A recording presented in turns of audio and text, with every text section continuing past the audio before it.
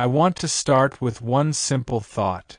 No matter where you are right now, no matter how dark the path may seem, there's always a way forward. Life can be hard, it can feel like a mountain you can't climb. But I'm here to tell you, if I could climb it, you can too. My name is Aryan, and I was born in one of the poorest neighborhoods in India. Our small house was in a narrow alley, where there was barely space for two people to walk side by side. Life was hard, and every morning I would see the struggle in my parents' eyes as they left early for work and returned late at night. My friends, too, lived with their families in small rooms, dreaming of more but not knowing if that more was even possible for us. But even as a child, I had a fire inside, a dream so big it seemed impossible. I wanted to make a difference for myself, my family, and all those who shared my struggle. Yet, for the longest time, this dream was just that, a distant hope. Chapter 1: The First Step. When I was young, I would hear people say, "If only we spoke English, we could have better jobs and a better life." English was like a key, opening doors that felt locked to people like us. So I decided I would learn English. It was my first step toward my dream. But there was a problem. I had no confidence. Whenever I tried to speak, my words stumbled. I was terrified of making mistakes. People laughed, corrected me harshly, or looked away, and each time I felt smaller. I wondered if I would ever find the courage to speak well, to move forward. Days passed, and my motivation wavered, but deep down, the fire still burned. And then one day, I met someone who changed my life forever, my teacher, Mr. Sinha. Chapter 2: The Teacher Who Saw My Potential. I was hesitant to attend Mr. Sinha's class at first. He was known as a strict teacher, one who didn't accept excuses or laziness. But he had a kind smile, and when he spoke to me for the first time, he looked at me as if I could do anything. He said, "Aryan, to speak well, first you must believe you can. Do you?" No one had ever asked me that before. At first, I didn't know how to answer, but something in his eyes made me trust him. I nodded, and from that day on, Mr. Sinha became not just my teacher, but my guide. Chapter 3: The Lessons Beyond Language. Mr. Sinha didn't just teach me English words and grammar. He taught me how to speak with confidence, and he shared methods I had never heard before. Every day, he made me stand before a mirror, practicing each word with care, repeating it until it sounded clear and strong. "Look at yourself," he'd say. "Don't fear your own voice. Own it." At first, it felt strange. I was so used to looking down or avoiding my own reflection. But he showed me the power of seeing myself as strong, as capable. Every time I stumbled, he was there to correct me, but always with kindness, never laughing or mocking. "Courage is like a muscle," he said one day. "The more you use it, the stronger it becomes." His words stayed with me. Chapter 4: Training Like Never Before. Each morning, Mr. Sinha introduced me to a new exercise. One of the first things he taught me was shadowing. He'd play recordings of native English speakers, and I had to repeat every word they said, matching their tone, pace, and even their pauses. At first, it was challenging. The words would slip by too quickly, and I couldn't keep up. But Mr. Sinha was patient. He'd rewind, play it again, and encourage me to keep trying. Imagine you're an actor on a stage, he said. Mimic the way they speak. Don't worry if it's perfect, just let the sounds flow. It felt strange at first, but with time I began to enjoy it. I was mimicking people I'd never met, voices from another world. And little by little I could feel my confidence growing. But shadowing was just the beginning. Mr. Sinha also introduced me to the 3-2-1 method. This was even harder. He would pick a topic and ask me to talk about it for 3 minutes. I could choose anything, something simple like my favorite food, or something challenging like my dreams.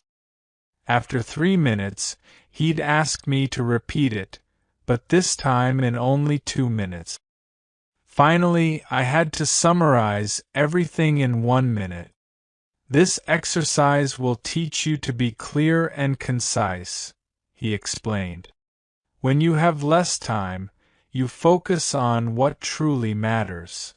At first, I felt frustrated because I couldn't fit everything I wanted to say into a shorter time.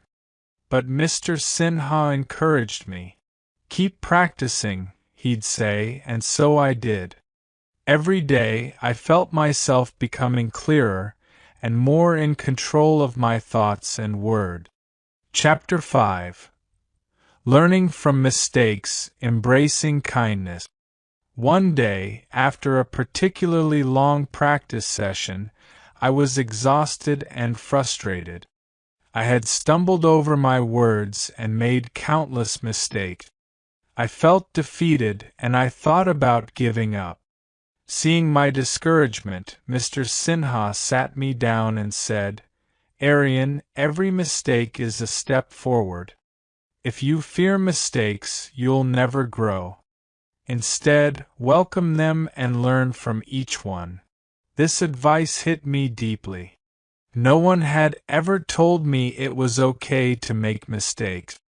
Growing up, mistakes meant shame, embarrassment, and fear. But here was someone telling me that they were my path to success. To drive this lesson home, Mr. Sinha gave me a new assignment. "Today," he said, "I want you to go out and talk to 3 strangers in English. Make mistakes, and then come back and tell me about them." It sounded terrifying, but I couldn't refuse. Nervously, I went to a nearby park and started small conversations with people, asking for directions, talking about the weather. I stammered, made errors, and felt embarrassed. But something amazing happened. No one mocked me. In fact, many smiled and encouraged me to keep trying. When I returned to Mr. Sinha and shared my experiences, he smiled proudly. "See, Aryan, kindness exists all around you. People appreciate effort, not perfection. Remember that." Chapter 6. Building Strength Through Repetition and Visualization. Mr. Sinha's training went beyond words and grammar. One of his most powerful lessons was about visualization. "Close your eyes," he told me one day, "and imagine yourself speaking English fluently, confidently, without fear. Picture yourself in important meetings, inspiring others, or helping your community. See yourself succeed." I tried this every night. At first, my mind wandered, and I struggled to see myself as confident. But with practice, my vision became clearer. I imagined myself speaking on a stage, my voice steady, my heart strong. Slowly, I began to believe it was possible. This simple practice of seeing my future helped me become braver each day. Another powerful technique he shared was daily affirmation. "Every morning," he said, Stand in front of the mirror and say, I am confident. I am capable. I can learn anything. Say it with strength. This felt unusual at first, but it became a part of my routine. Each morning, as I looked into the mirror, I reminded myself of my goals. These words filled me with energy, and I carried that strength into my studies. Chapter 7. Facing Setbacks, Growing Stronger. As I continued my journey, I faced many obstacles. Some days, my words wouldn't come out, and I felt my confidence crumble. At times, people doubted my dream, even mocking my goals. Each setback hurt, and there were moments when I wondered if all this hard work was worth it. But Mr. Sinha always had words to lift me up. Success isn't about never falling, Aryan, he reminded me one evening. It's about rising each time you do. You'll only reach your dreams if you keep moving, no matter how hard it gets. So, I learned to treat every setback as a lesson. If I stumbled over a word or felt embarrassed, I'd remind myself of Mr. Sinha's words. Every struggle, every mistake, every challenge, it was all shaping me into a stronger person. And slowly, the fear that had held me back began to fade. Instead, I felt a new sense of purpose guiding me forward. Chapter 8. The Final Test, Speaking in Public. Finally, the day came when Mr. Sinha told me I was ready for a real test. Speaking in public. He had arranged for me to give a small speech in front of a community group. My heart raced at the thought of it. I'd practiced so much, but still, the idea of speaking in front of others terrified me. On the day of the speech, I stood in front of the crowd, my hands shaking. Mr. Sinha stood in the back, giving me a reassuring nod. Taking a deep breath, I began to speak. At first, my voice was soft, but with each word, my confidence grew. I remembered all the lessons, the mirror practices, the shadowing exercises. And when I finished, the crowd clapped. At that moment, I realized something profound.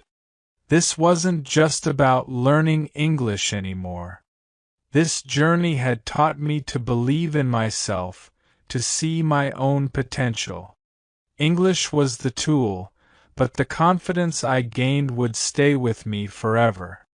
Chapter 9. Moving Towards My Dreams. With my newfound confidence, I began to pursue my dreams with more determination than ever. I took on new challenges, studied business, and eventually started my own company. I wanted to create jobs, to lift others out of poverty, just as I had dreamed as a child. It wasn't an easy road. I faced rejection, financial struggles, and countless sleepless nights. But every time I felt doubt creeping in, I remembered Mr. Sinha's words. I pushed forward, learning, growing, and building my dream. Over time, my company grew, and I was able to employ people from my community, helping others improve their lives just as Mr. Sinha had helped me. Conclusion. A message for you. Now, as I stand here, looking back on my journey, I want to tell you, dreams are powerful. They can lift you out of the darkest places and give you a reason to fight, even when the world seems against you. Remember, every mistake is a lesson, every struggle an opportunity to grow. To anyone out there who feels small, who feels like their dreams are too big, know that if you believe in yourself, if you're willing to learn and grow, nothing is impossible. Just as Mr. Sinha taught me, success isn't about being perfect. It's about having the courage to keep going, to rise above your fears, and to lift others along the way. So keep going, keep believing, and one day you'll look back and realize just how far you've come.